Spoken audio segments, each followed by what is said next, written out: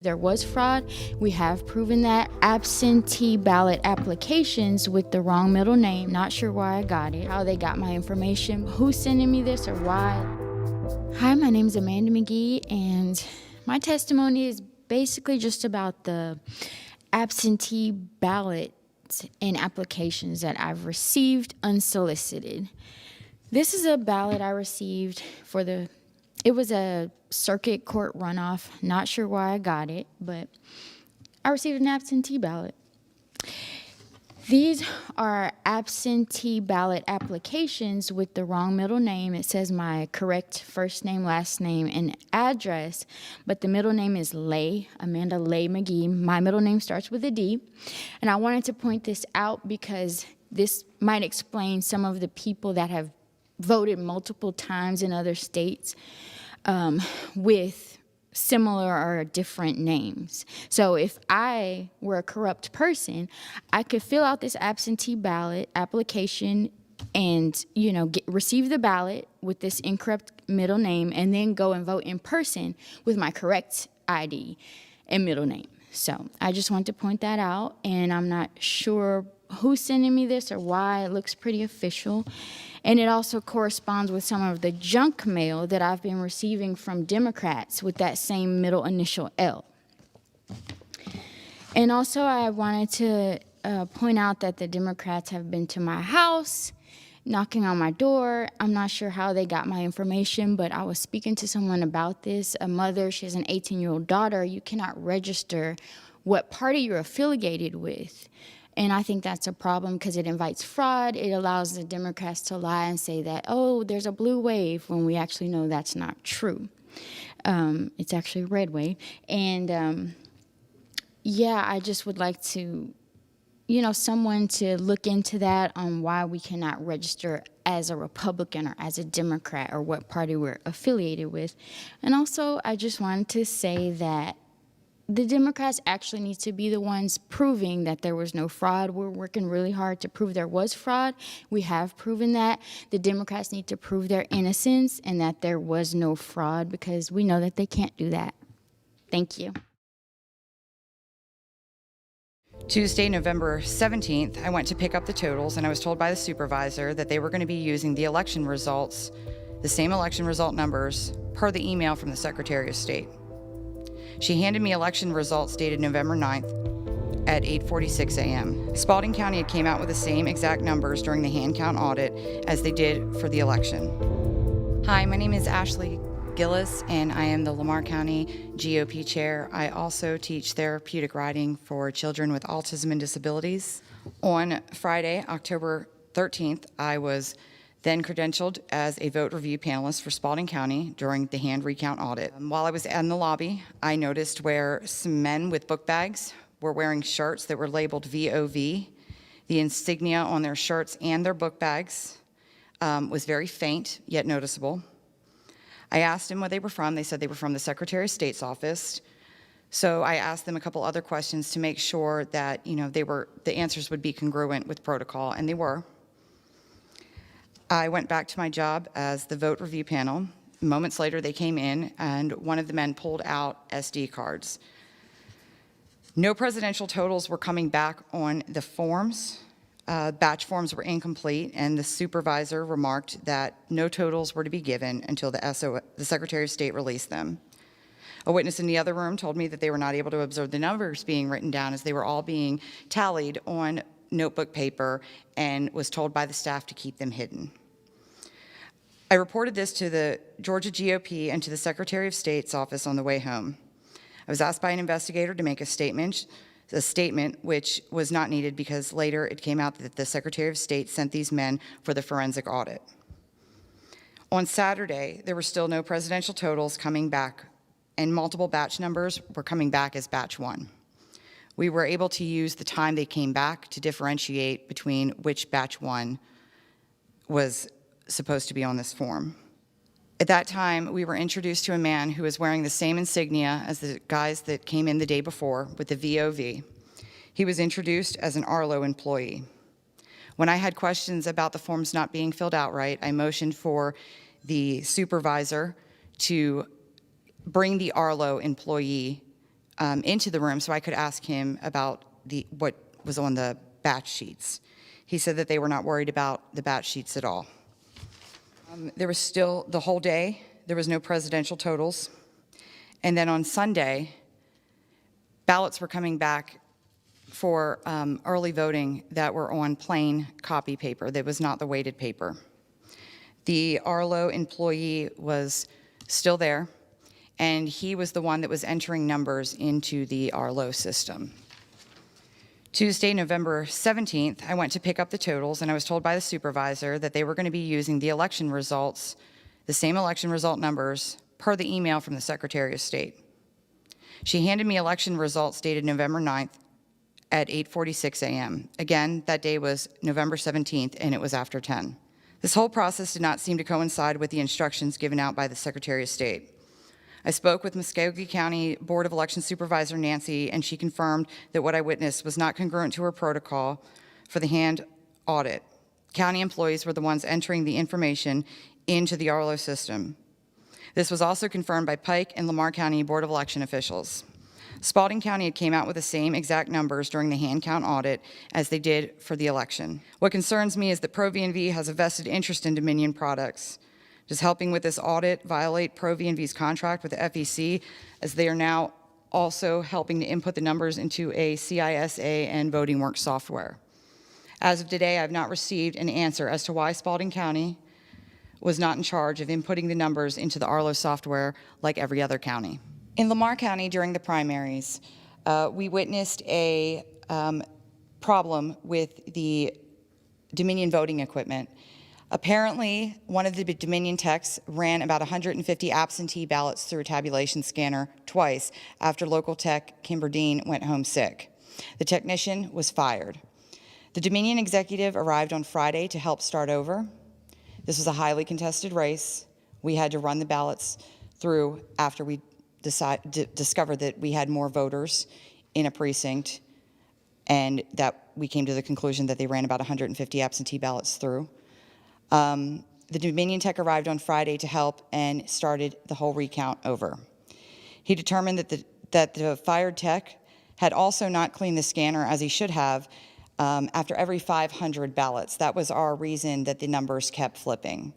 We ran them through once, we ran them through again, they came out different. We ran them through a third time, it came out different. This concerns me because there was multiple people that reported this. With the Secretary of State's office back in the primary, we knew we had problems with these machines in the primary.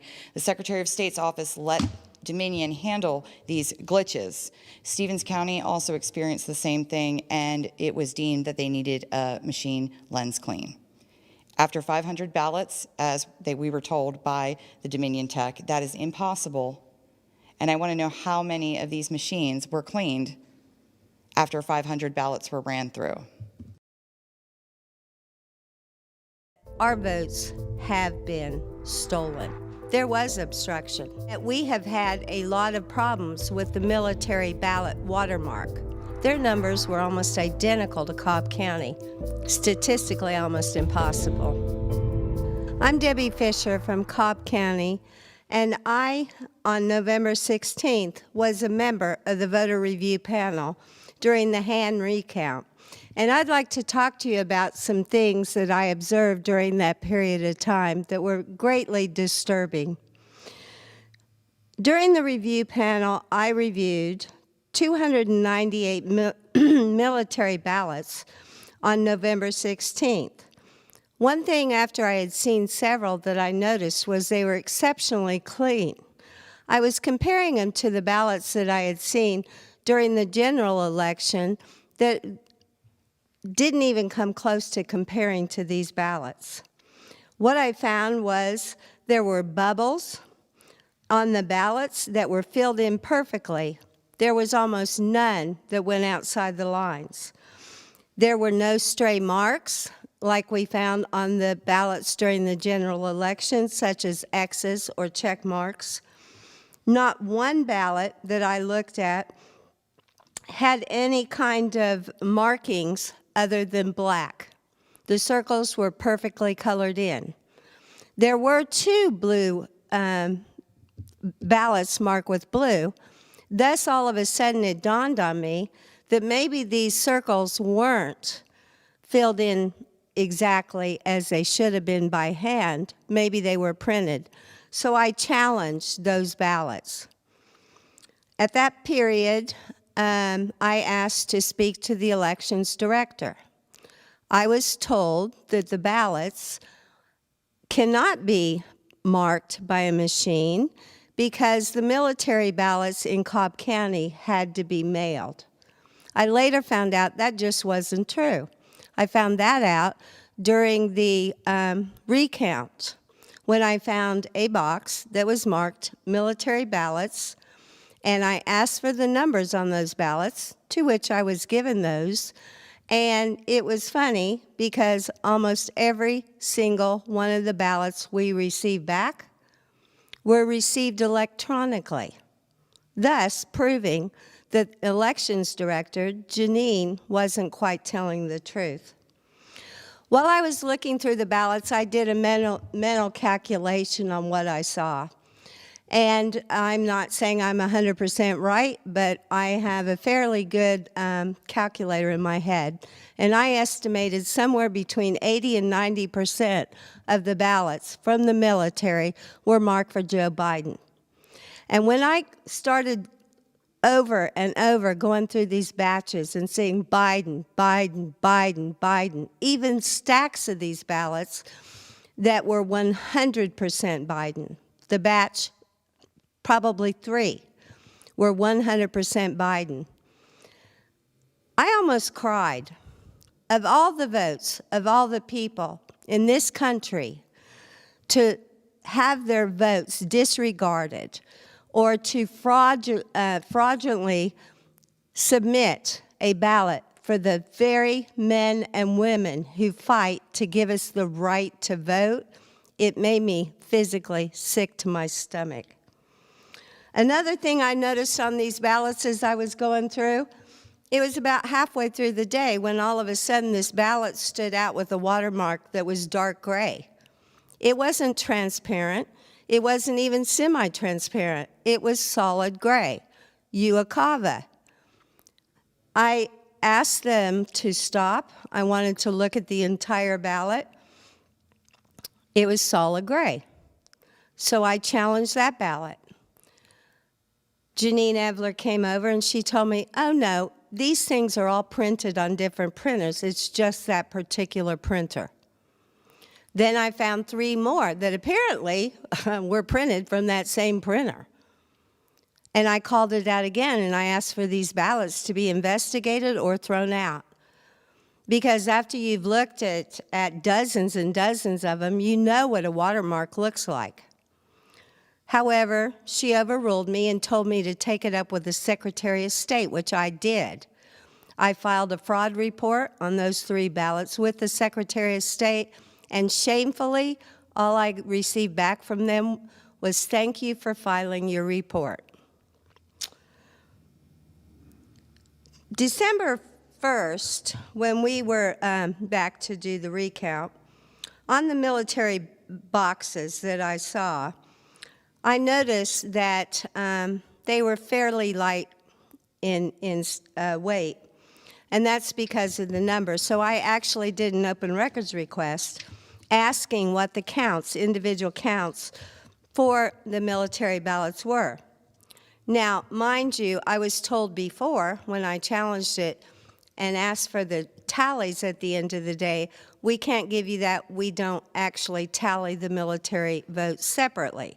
However, miraculously, under an open records request, I did get the numbers. Total requests were 2,298. Total returned, 1,826. Not returned, 470. Returned by deadline, 1,782. And then a handful returned after the deadline. 48 were rejected for one reason or another. 87 of those were challenged, and 4 had invalid signatures. The interesting thing during the recount, machine recount, was that there were only 1,401 ballots. What happened to the other 300 and change out of the 1826. How do we go from 1826 to 1401? There was no answer. During the process of calculating the 80 to 90%, when I was having a discussion with a fellow monitor, someone actually overheard my discussion. And this was an election worker. She later came up to me and she said, I just want to tell you that we have had a lot of problems with the military ballot watermark. I had another person tell me who did work the fraud line that they had call after call where people could not print the ballot with the watermark. Why not? How could that happen? It's supposed to be embedded in that document. Those answers have yet to be given. As we went through this whole process, I will say that every time that there was a challenge, it was almost as if the supervisors at the election took it personally from the get-go. And I worked the general, I worked the hand recount, I worked the machine recount. People talk about obstruction, they talk about rudeness, they talk about whatever, but I can honestly tell you there was obstruction. The information we were given to get in the building wasn't even close to what we actually ended up having to do. When we got there, the proper paperwork wasn't available, so a lot of us were not let in when, in fact, the paperwork had been given. So as I'm waiting as a public observer versus a monitor, I decided to go into the room where they were doing signature verification. I was kicked out. So I went into the next room, which is where they were actually processing absentee ballots. And that is where the voter review panel was. I asked, why don't we have monitors in here? You aren't allowed to have a monitor in the voter review panel. And so I challenged that. Well, come to find out, I went back in there and I see 3 people walking around that look like, to me, they may be Democrats. So I asked the supervisor, are the Democrats allowed to have monitors, yet Republicans aren't? No, there's no Democrats in here. I said, well, who is that monitoring these tables? Oh, well, let me check. They came back, and all of a sudden, I was able to be a monitor in the voter review panel. When we came back the second day, we were told, no, that wasn't right. You cannot go in there and monitor. You can only stand as a public observer. At that point, I went and got Janine Evler. It was immediately cleared up. But things like that happened day after day after day, where they tried to obstruct us. And I never saw that happen with the Democrats. In closing, I would like to say that there are many laws that need to be changed on the entire election process. I won't go into my opinion about the voting machines themselves, but I do want to recommend to our legislators and all of the election registrars across the state of Georgia, I find it very, very important that we process new laws on how military ballots are processed. Right now, they're sent an electronic copy of a ballot. They print it out on an 8x11. Supposedly, they fill in the dots. Well, that's not necessarily true. There is a way to machine mark them. They print them out, sign them, scan them, and send them back electronically. There's a packet that they have to fill out to verify that they are who they say they are. Currently, I do not believe those items are being saved. I don't believe the emails are put in the archives for 24 months to make sure that those were actually military people voting. I do not believe that it is fair that they are doing the duplicates by election workers outside of the voter review panel. I've heard that testimony over and over again in other counties as well. Those should be done only, duplicates done only by voter review panels. The military in all of our counties should be separated out and a tally given. Out of the 159 counties, only one provided through the Secretary of State showed military ballots. And guess what? Their numbers were almost identical to Cobb County. I'm not saying that it isn't just a coincidence, but it's statistically almost impossible. I also believe that all electronic communication, whether it's the email sending the ballot, whether it's the envelope that they are supposed to fold, it's actually a piece of paper in the military, they fold it, they put a piece of tape on it, and they mail it, those should be saved. Just like the security envelope on the absentee ballot should be saved. It is part of the ballot packet. And with that, I would just close and I would say that our votes have been stolen. And we keep hearing there was no fraud. And I'm here to tell you that is not true. I witnessed it myself. The overwhelming majority of auditors were not following this procedure. They were independently sorting and counting their own vote piles without the verification and communication piece, as the auditors were greatly frustrated and annoyed that we were checking their work. My name is Kelly Moore. I'm a resident of DeKalb County. I voted early and in person at the Linwood Recreation Center in Brookhaven. Leaving the voting booth with my printed ballot, I approached the polling scanner desk and observed that there were 2 scanners on the table. The poll worker official asked me if my ballot code ended in a 3 or a 4 and directed me to place my ballot in the right scanner based on the number at the end of my printed ballot. To clarify, my printed ballot was placed in the scanner based on the ending number on the ballot. DeKalb County Board of Elections and Registrations has yet to provide a transparent answer for the purpose of the 2 scanners on the table.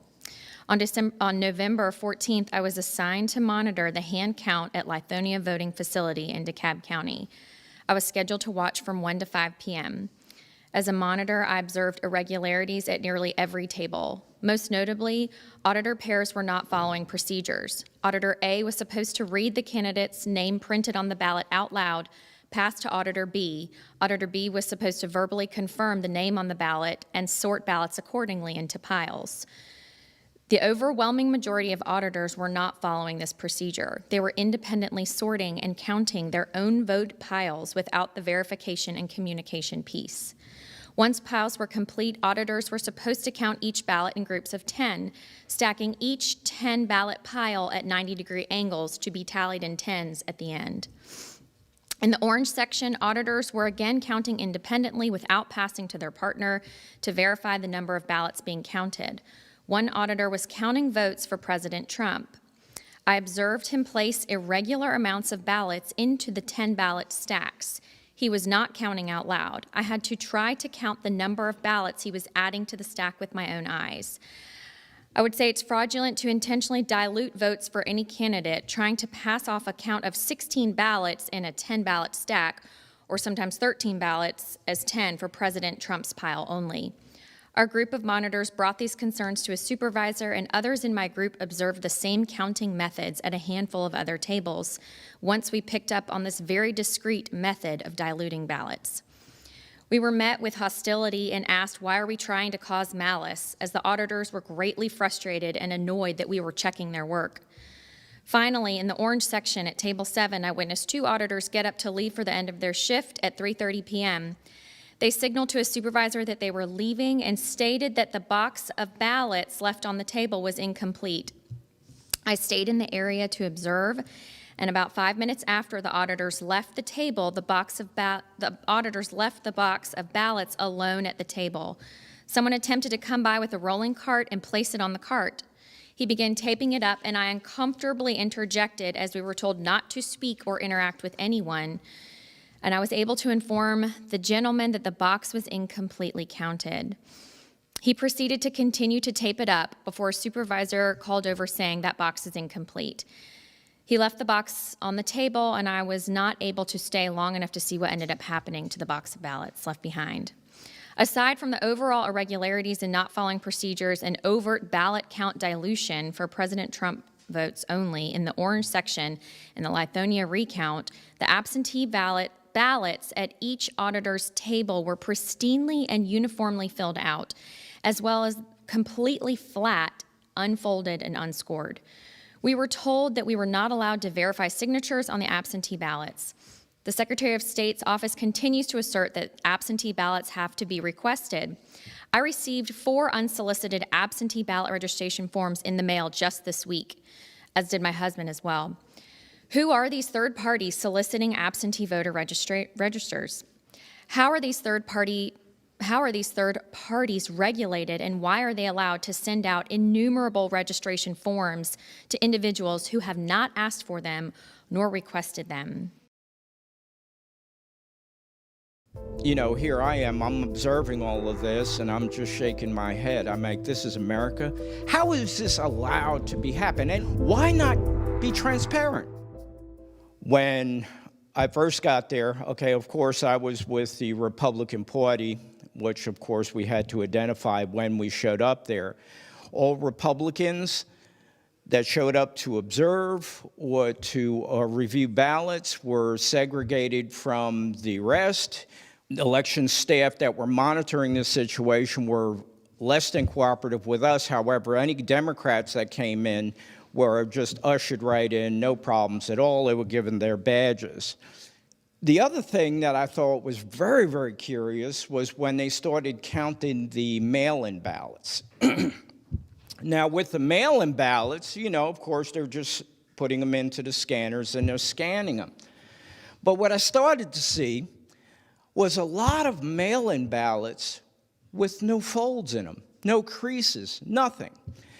Now, I brought this to the attention of one of the monitors there, and I was taken out and I was instructed that if I questioned anything that they were doing, I would be asked to leave. And I did notice that on a number of occasions, especially when Republican observers brought into question any anomalies in the ballots or in the method of counting or anything, they were escorted out by a policeman.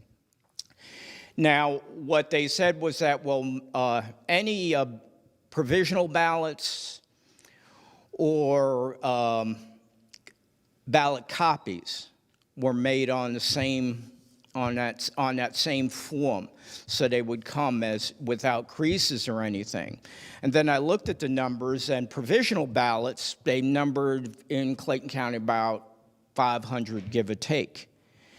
The number of mail-in ballots I saw that had no creases on them, didn't see the inside of an envelope, were thousands.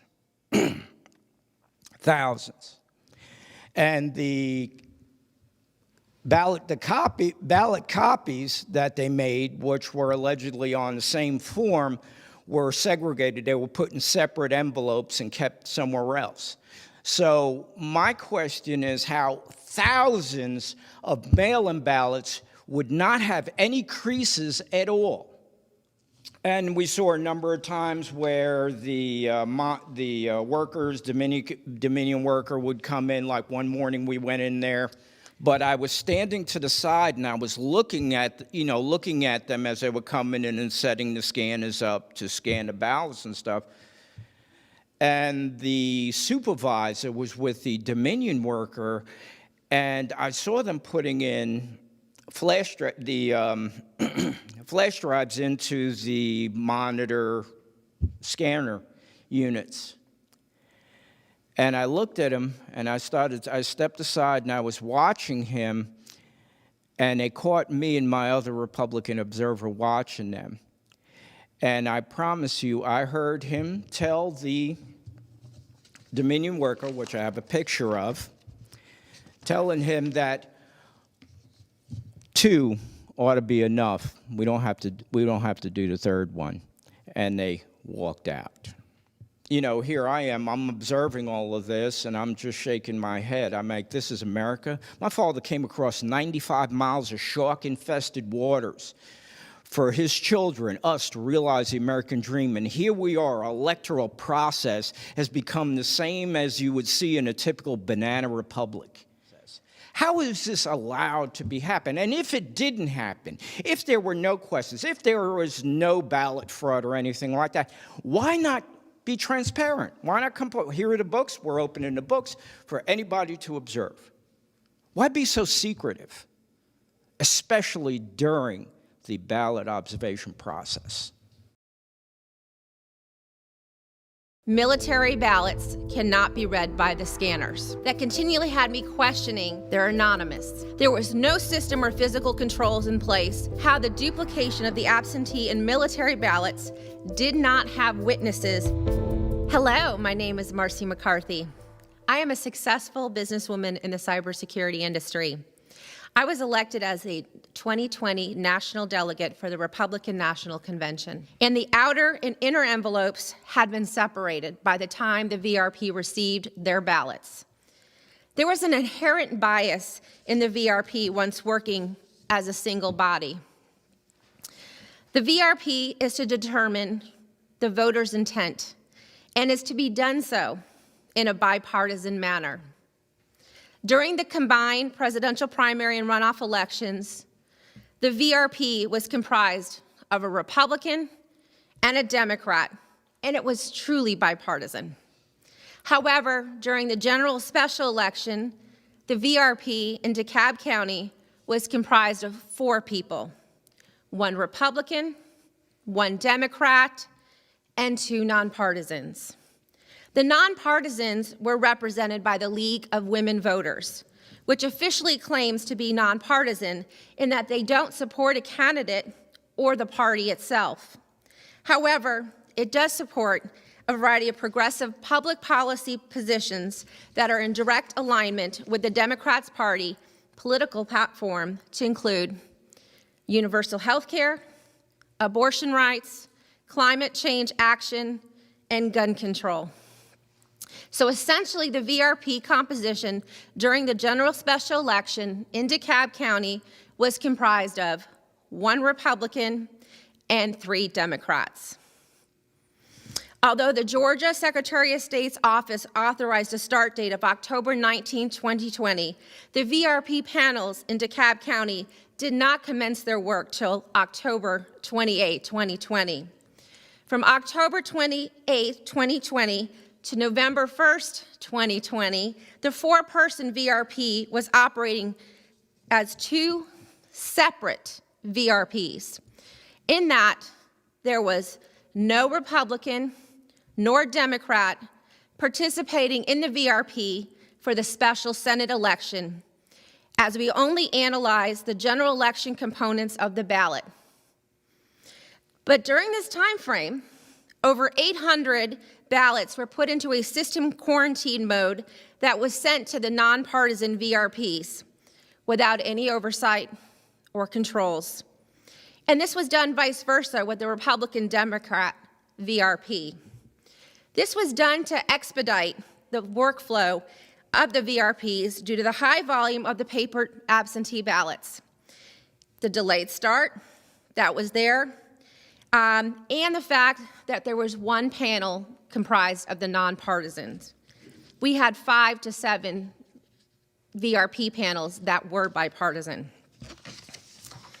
Much of the adjudication was done via the computers, as the ballots could be scanned but could not be processed due to an imperfection. This could be a simple hesitation mark, a write-in candidate added, or just an overvote. But unlike the earlier elections, the elections office worker could perform the adjudication via computer at the direction of the VRP on the scanned ballot image. We would have to go into a special room that had a paper logbook where we signed in and out of the secure area.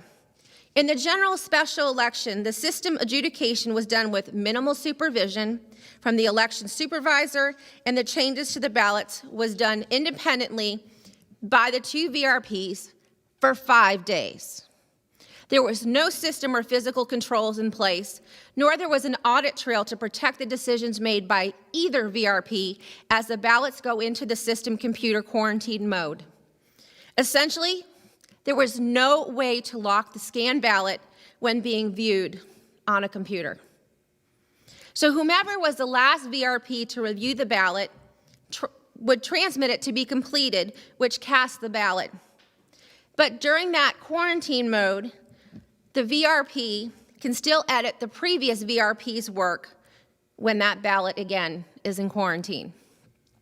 Because the nonpartisan VRPs were mostly operating independently for 5 days, and the most common error was the special Senate election race being an overvote where the voter would vote for all 5 of the Democrat candidates, there was an untethered opportunity to award that overvote to Raphael Warnock, as there would be no audit trail that showed a modification and who made that change and when that change was made.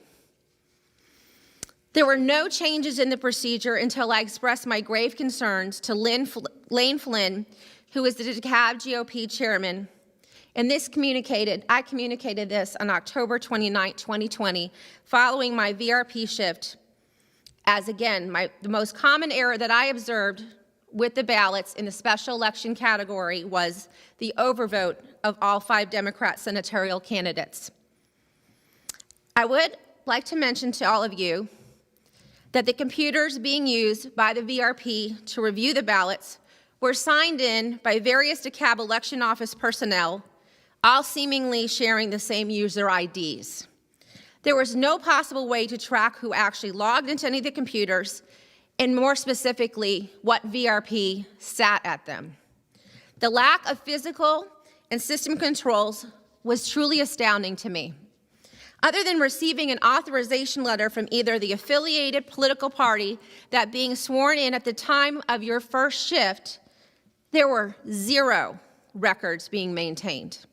There were no checks and balances in the absentee ballot authentication process, and there's no defined escalation procedure when there was not a unanimous decision, because there was no creation of the chief vote panel, which was also outlined in our state constitution. Rather, that role was done on an ad hoc basis by an election supervisor. My final area of concern occurred on November 4th, 2020, during my 12 to 4 p.m. shift, where my VRP, now working as a single group, was asked to review a paper set of ballots. The 4-person VRP came across a ballot that clearly had gotten wet and the ink had run. After a careful inspection of the ballot, the one Democrat, 2 nonpartisans, and myself were in disagreement around that voter's intent. 3 were favoring a vote for Raphael Warnock, and 1 was against. As the sole Republican, I was outnumbered. Due to my strong dissent with the decision, we sought the advice and knowledge of the election office supervisor to determine how to do a correct resolution on how to handle a vote when we needed to escalate our decision. Acting as a chief vote review panelist, the supervisor ruled in favor, siding with the 3 VRPs, 1 that was a Democrat, 2 that were nonpartisan, presumably 3 Democrats. My testimony demonstrates that there was not a bipartisan VRP in the general special election in DeKalb County. We failed in advocating and protecting the voters' intent on many occasions. There was human errors, system and communication breakdowns that continually had me questioning the integrity of our election process in Georgia. Furthermore, it is evident from my firsthand account from serving on a VRP representing the Republicans, there was significant bias in the coordination of the Democrats taking the lead on scheduling the VRPs for themselves and with the nonpartisans. Combined with a dereliction of duties, including inadequate communications and a bias from Erica Hamilton, who is the top DeKalb election official, along with her staff. I spoke to many voters who were getting harassed, from out of state even. Secretary of State thinks that the counties are all doing their jobs, but they are not. Many had instances where voters were directed to machines and their printed ballots did not scan. My name is Pamela Reardon. I'm a realtor, but I work on campaigns and I'm involved in the Georgia Republican Party. I live in Marietta. I'm a state committee person for the 6th District and a national delegate. I was the past first vice chair of Cobb County GOP and got poll watchers and trained them for the special elections in 2017 and the regular election in 2018 in Cobb County. I have lots of experience with poll watching and monitoring recounts, absentee ballots, opening and scanning, and panels for ballot adjudication. I was involved in the primary this year and the runoff in Paulding County, as well as a candidate recount in the primary in Cobb. Then the poll watching in Cobb County for the general on November the 3rd. I was involved in a recount after or 2 days before Thanksgiving in DeKalb County. Both in Paulding County and Cobb County, I sat in a room to watch the ballot opening and separation and putting the ballots down on a stack ready to be scanned through the machines. We sat in that room, and not once could we go into the other room, in the private room, where they were supposed to be verifying signatures on the outside envelopes. They always came in the stacks in the room we were in, and that part of the envelope was separated already. Upon asking, they always said no, we couldn't do that. This happened in Paulding County and Cobb County. So the most important part of this absentee ballot process, I believe, is that signature verification. And especially this time, we had such a low percentage of ballots getting discarded because of no match signatures. The counties, I believe, did not really match the signatures. They were overwhelmed with ballots and let the match slide. If the request is fraudulent, then matching that fraudulent ballot is of no purpose.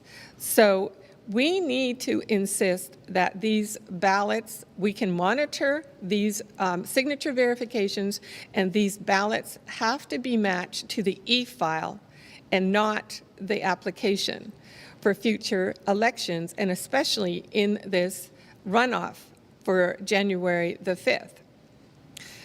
For immediate change, the SOS and the board has to mandate that monitors from both parties can sit and watch this process. This requires a bulletin. And as of yet, we've been asking, and we still have not had the bulletin released so that the information, this is by law, by the way, and that information has to go to the counties because they won't listen to us, any party. They have to have the directive from the top and from the Board of Elections. So we're still asking for that bulletin to be released for the January 5th runoff. The SOS Secretary of State thinks that the counties are all doing their jobs, but they are not. I helped answer the Georgia Republican Party fraud line for 3 weeks or more since the election, and we documented the hundreds and thousands of calls, and the attorneys got affidavits from disenfranchised voters. Certain counties are run better than others, but many had instances where voters were directed to machines and their printed ballots did not scan through the scanner. So they went into a secret box that was sitting there. So I don't know what happened to those ballots in that box and if they were ever scanned. So maybe those voters were disenfranchised because they didn't vote. Because I got many, many calls from people all over the state that were so worried once this all broke, they went and looked on my voter page and their vote didn't count because they voted early ballots or else in person, and they can find that out on the My Voter page. Unfortunately, if they go to the voter page, they cannot find out if their vote counted if they voted on Election Day. That has to be a different process that people don't understand. And all this information has to be readily available, in my opinion, on that site. People have to know that their vote counted. I spoke to many voters who were getting harassed from out of state even by Black Votes Matter to get their absentee ballots. A lot of these people were not registered in our state, but had lived in our state and maybe had lived in South Carolina, North Carolina, Alabama for 10 years, 5 years, 6 years. They were still getting texts to get their absentee ballots. So somewhere there's information out there that has to be cleaned up. I think that it's all the applications that have been sent by third-party companies, PACs, organizations, and I think that that should be illegal, and they should change that law in the next session in January. We got reports that many voters got multiple ballots. Some people think that those are applications, but some people actually did get multiple ballots. Immediately came up to us and told us we were not allowed. I witnessed it with my own eyes, started the process without observers again. The young man disappeared and never showed up again. My name is Paula Davis, and I am a lifelong, born and raised Georgia resident and voter. I am very grateful for this opportunity to provide my testimony pertaining to the 2020 general election procedures and actions that I witnessed. After the general election took place on November 3rd, I was an observer at the DeKalb County Board of Elections office in Decatur, Georgia, from November 4th through November 8th. I was there every day, all day, until all election ballot counting process was completed. I observed all aspects of the ballot counting process. And during this time, I witnessed many what I think are irregularities, infractions, and illegal activities. Some general issues I observed during the week include: during the entire ballot counting process, observers were not allowed to stand close enough to hear or see what was happening at the tables. Many of the workers handling the ballots at the table were whispering and covering up the ballots so we could not see or hear what was happening. Also, all week, the scanning of all ballots took place in an enclosed, glassed-in back area. We were not allowed to be close enough to see or hear what was happening. The door was closed in the glassed area. Also, during this week, observers were treated in a very hostile, belligerent, and harassing manner by DeKalb County election officials and the temporary workers that were there working. Some of the workers even cursed at the observers every single time they got close to the table and treated them belligerently and harassing.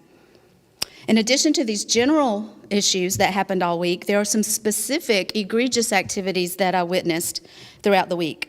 On November 4th, around 8:30 in the morning, I arrived at the DeKalb County Elections Office to start observing.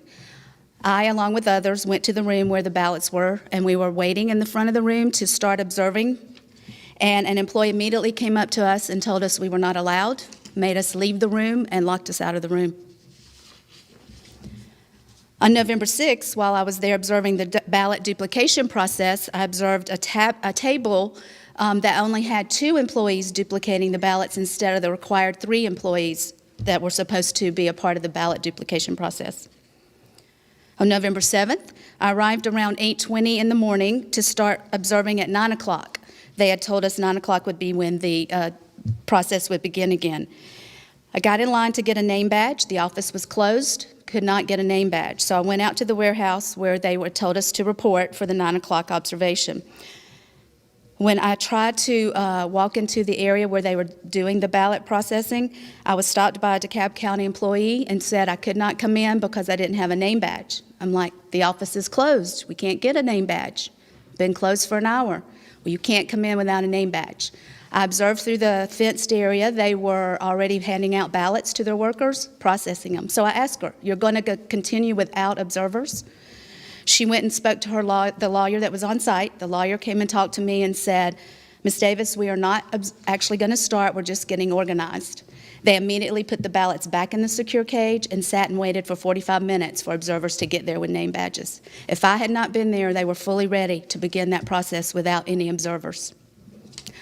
The very next morning, November 8th, I arrive around 9:45 out to the same warehouse area, same workers out there, and they have already started the process without observers again the very next morning. This was a pattern and a habit with them at the DeKalb County location. They were constantly, it seemed, delaying tactics so we could not come in to observe, and they flagrantly would violate that rule and that law. Also on November 8th, around 12:30, I observed a temporary employee rifling through the ballots inside a blue secure cage. When I inquired about that, they became very hostile, would not answer a question. The lawyer got there, and the young man disappeared and never showed up again. Not sure why he was rifling through those when he was not an official employee. Never got an answer for that question. The observations that I made while observing the 2020 general election were very great cause for me personally for alarm and concern for our election integrity. If these are not investigated and improved, I have no faith for the January 5th election to be fair and honest. We must have investigations, and I really am insulted when someone says to me there was no fraud. I witnessed it with my own eyes, so I feel like my elected officials are calling me a liar. All Georgians and all Americans should be alarmed at the massive evidence we have seen in fraud in this election. All Georgians and all Americans should want to get to the bottom of all of this wrongdoing and ensure our elections are fair and that our vote is honest, fair, and legal. You are not. Well, he gave me a hug, ma'am. Coincidentally, all of those did go for Biden.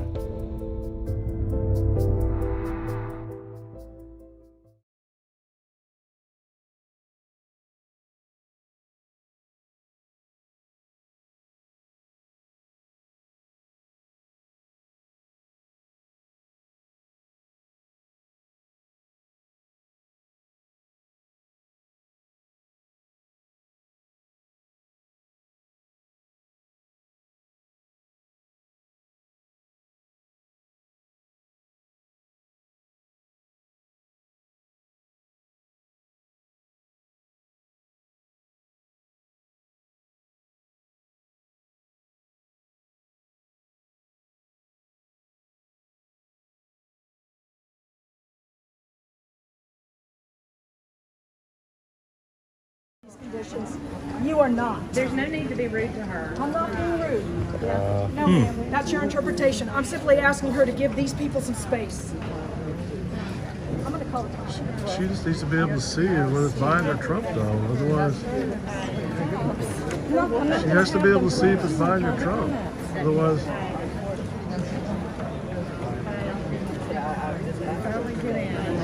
6 feet away.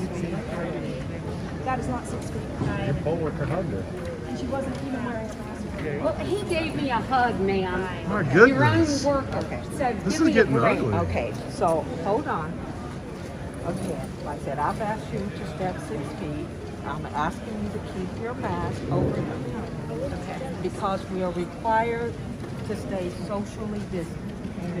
At this point, what Allison is saying is that whether you realize it or not, you keep encroaching on this. Okay. So I'm just asking you to stay like all the other observers. Okay. That's all we're asking. Okay, so what we need to do is, Jerry, one of y'all, come over here and stand on this side where you can see the ones going into Trump. Get your glasses on, and I'll stand over here, and we'll be good. Yes, that will be fine. There you Okay. go. There's a solution. Put your. I'll be, that's fine. We'll just have two eyes, one for Trump and one for Biden. We'll see. That's fine. Okay. But keep your mask over your nose so that we are It all. keeps fogging my glasses, ma'am, so I can't see. I understand. That's the problem. I But thank you, understand. I'm good. I have glasses as well. So. Okay, at the guys, last y'all watch request- here, I'll watch here.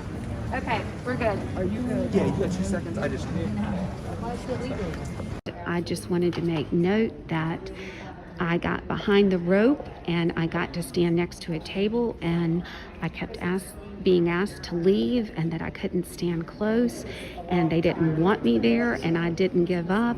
And when I stayed there at the end of the count from the guy in the yellow shirt from before, I ended up with Trump 705 and Biden 679. It was box 1423 at table 13. This is a corrupt system. Hi, I'm out here at Jim Miller Park. I'm with Sally. She has just finished being a monitor inside, and she's got a few things she'd like to tell us. Sally, tell us. Okay, the first thing that I'd like to say is that the workers who are doing the sorting, there's not counting by the workers who are sorting the votes, but they are sorting the votes. They are contract workers. I saw a sign that said that if you were ill or whatever, you need to go back and report to your agency. I would like to know what agency these people are coming from. Secondly, what I observed was there's different paper weights and colors. Several tables that I saw, it was not me who brought it up, but the workers brought it up to their supervisor that said, do I count this, do I not count it? It didn't seem to fit in with the rest of the batch. I noted the locations that they came from, the time that it happened, and coincidentally, all of those did go for Biden. Thank you, Sally. Thank you. What time is it? Do you know what time is it? It's 2:04 p.m. on Friday the 13th. Great, thank you. Here I am at Cobb County, Jim Miller Park, Saturday, November the 14th. I'm looking at all of these boxes around me and people that are taping them up and taking out all of the pieces of paper and putting them in stacks, and people are counting. And I just have to question, you know, who's in charge of this and how is it all being validated? You need to ask yourself that. And now that I have been documenting in my black notebook every final white piece of paper count with how many Trump hand counted, how many Biden was hand counted, they're putting the final tally on this white sheet. That's what's being turned in. And now that I'm documenting every single white sheet, now they're turning them over as I come with my notebook. So every time I start to write the final tallies, they're now telling the people counting, flip that over now. So this is a fraud and ridiculous, and we're just going through the motions. We're Saturday, November the 14th at Jim Miller Park. Here is another letter that went out this morning, 11:14 at 7:02 a.m. to a woman who is an attorney, and she had signed up to be a monitor. She gets this morning. And then here is a manual that they sent her. And she said she doesn't know who to sign in with or anything that's going on. And she walked up to me and I said, I would like to get those and video those to show that obviously David Schaefer and our GOP did not want anyone showing up. I am just going back over a video I did to make sure that you all see the amount of names. And I am not sure who told people where to go or where not to go.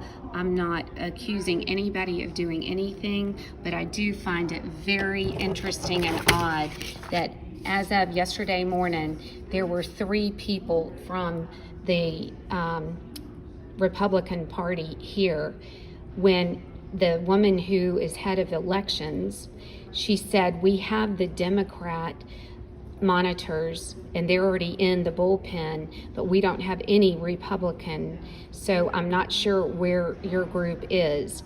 And with this amount of names, I can't imagine that there weren't a group of people here ready to go at 8 a.m. on Friday, November the 13th. I can tell you that watching the head election officials in front of me there and watching this gentleman watch the gray-headed fella watch the 2 gentlemen, this is an interesting situation here because he is scrutinizing them, and these people over here are watching very closely. This is Susan Knox. It's Monday, November the 16th at Jim Miller Park. It's about 4:30 in the afternoon. They've just announced that all ballot counting has been complete. And I just saw 3 boxes go around the corner, and I heard the girl with the long eyelashes say we're missing 4 boxes. So all I'm doing is reporting what I'm seeing.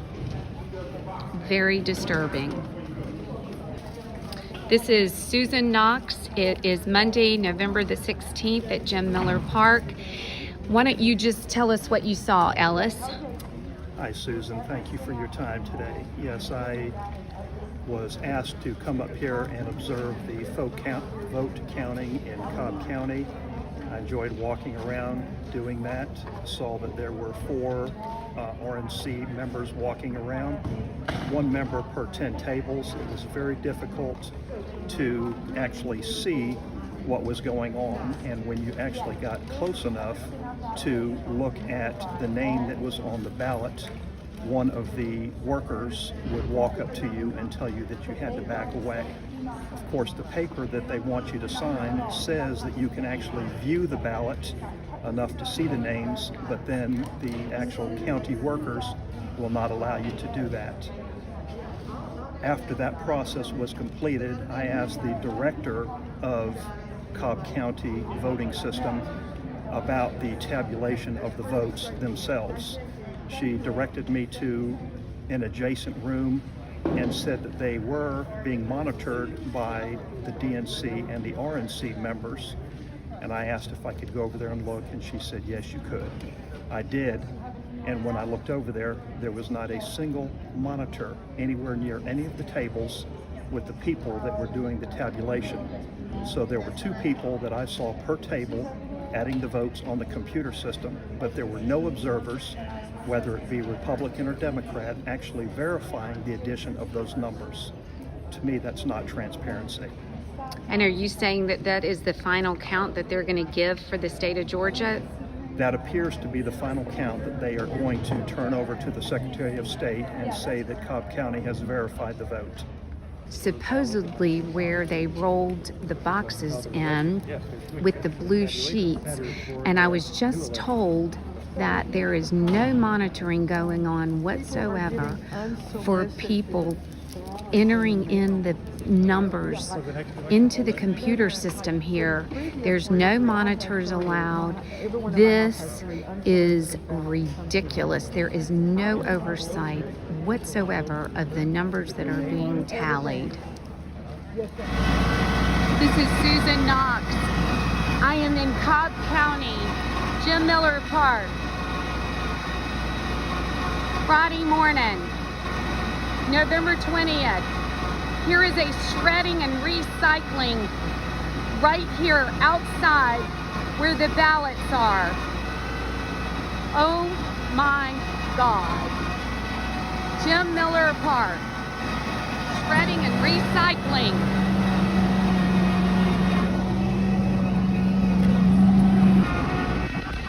Susan Knox. November the 20th, Friday morning.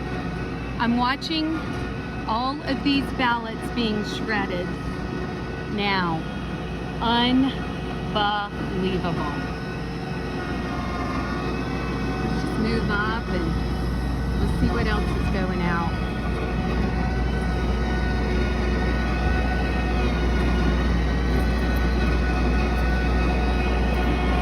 Yep, here we go. What are they shredding? Massive amounts of ballots right there going out.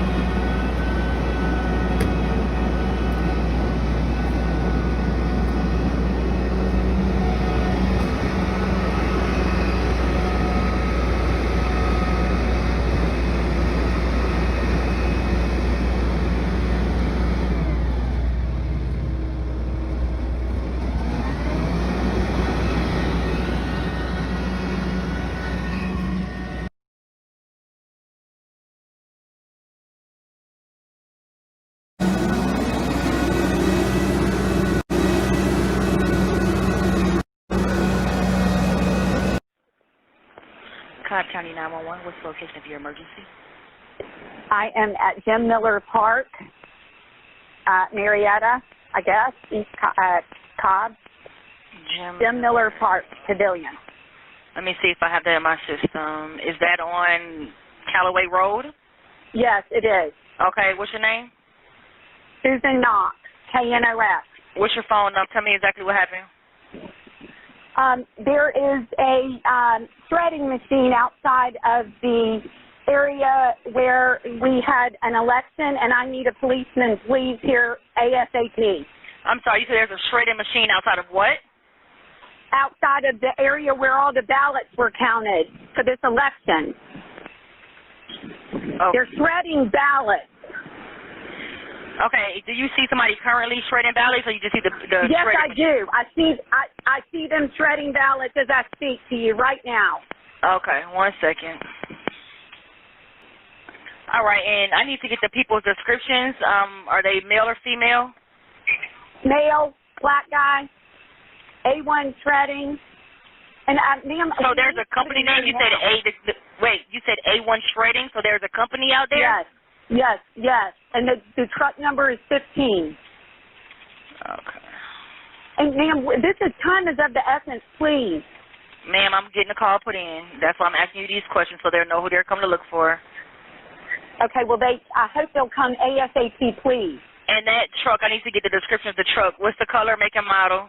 White. It's got green on the side. It's got A1 on the side. Is it a box truck? Is it a pickup truck? What is it?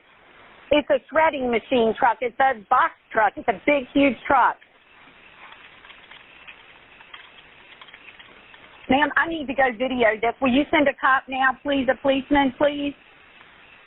All right. Well, don't approach that person and don't disturb anything at the scene. An officer will be dispatched as soon as possible. Did you want officers to meet with you or to just go and speak with the gentleman? Just come right in. Cobb County 911. What's the location of the emergency? Yes, I'm at Jim Miller Park, and I called a while back, and we need a policeman here now, please. Jim Miller Park.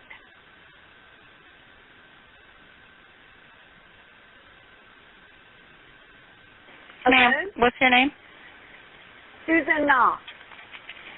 And what's the phone number you're calling in from? Okay, tell me exactly what happened. There is a shredding machine outside the door of Jim Miller Park where the ballots are, and I need a policeman here like 10 minutes ago, and I called and nothing's happened. Would you please tell somebody it's an emergency and we need them here now? Oh, okay. So I do see the call in for service. Our officers are aware. Looks like they're busy in that area. Now, you said it's going to be reference a black male with a white shredding machine truck? Yep, it's got green and blue on the side. Okay. Does anybody have any weapons? I don't know. I'm not close enough. All I can tell you is there's a shredding machine outside of an election office in Cobb County at Jim Miller Park. So would you please send an officer ASAP? So, ma'am, hang on 1 second. Yes. We're going to send our first available unit. The sergeant is already aware of the call. The units are busy in that area. Now, are you going to stand by for them? I would think that the presidential election would be pretty much as important as anything in our country for a policeman in Cobb County to get over to Jim Miller Park Yes, right ma'am. now, ma'am. Okay. Are you going to wait for the officers? Yes, I am. What color and type of vehicle will you be in? All right. Is that a sedan, truck, or SUV? A sedan. And the man with the elections office got the shredding guy to take the picture of my license plate. Okay. All right. Now, just to ensure everyone's safety, have you or anyone there been diagnosed with or experiencing symptoms of coronavirus? Ma'am, no, ma'am, I haven't. No, okay. I haven't. So we'll go ahead and update the sergeant with this information, and again, we'll send our first available unit. Just give us a call back if anything changes, okay?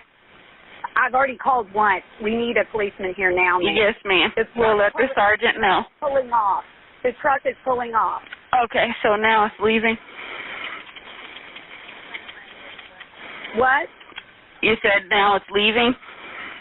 It's backing up, yes. So it looks like it's leaving. Okay. So we'll go ahead and update on the call as well. And we'll have a unit meet with you, but just call us if anything changes, okay? Okay. All right. Take care. Bye-bye. Thank you. Bye.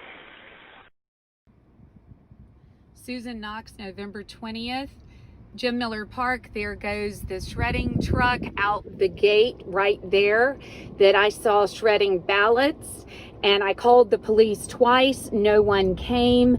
They just shredded many garbage can full of ballots, and he's pulling out. Sally Grubbs is in front of me, and she's following the truck as well.